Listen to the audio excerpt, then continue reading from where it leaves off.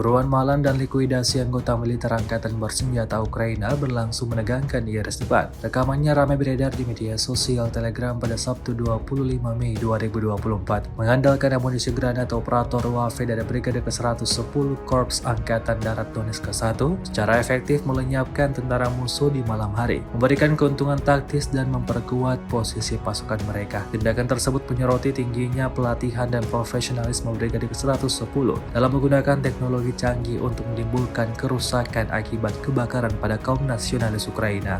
Tampak dalam rekaman, sekelompok tentara Ukraina berhamburan kalang kabut hindari serangan. Satu persatu di antara mereka alami luka bahkan tewas. Hingga video ini beredar, beragam komentar dituliskan warganet.